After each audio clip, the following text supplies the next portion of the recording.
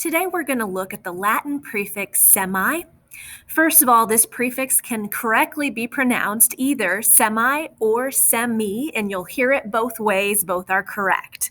So this Latin prefix semi or semi means half or partial.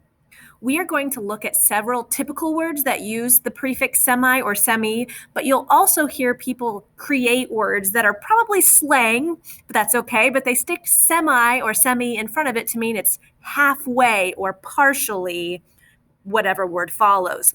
Let's look at some actual words that use semi. The first one I'm sure you've heard in math class, semi or semicircle. A semicircle is half of a circle, or when you're measuring, half of its circumference. And this quite literally uses the definition half. Semi means half, so half of a circle. So let's look at our sentence. We sat in a semicircle around the presenter so that we could all see and hear him. And again, we'd just be sitting in a half circle. The next word we're going to look at is semi-detached. You'll notice that sometimes words that use semi have a hyphen in between them, but not always. But semi-detached means partly detached or attached by just one wall, but it's not fully attached, just part way. So here's a sample sentence. We live in a semi-detached house and know our neighbors well. So you'll notice here that these two homes are semi-detached, but they share this common wall even though they're two separate houses. The next word we'll look at is semi-formal.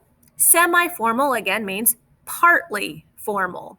Basically, like let's say you have a semi-formal dance, and that's actually our sentence. The dance was semi-formal, so we wore dress pants. But if semi-formal means partly formal, well, you're expected to dress nicely, but we don't expect you, for instance, to wear a tuxedo or a, really fancy prom gown. It's just partly formal. And the last word we'll look at is SemiAnnual. Well, use your prefix meaning semi, which means half.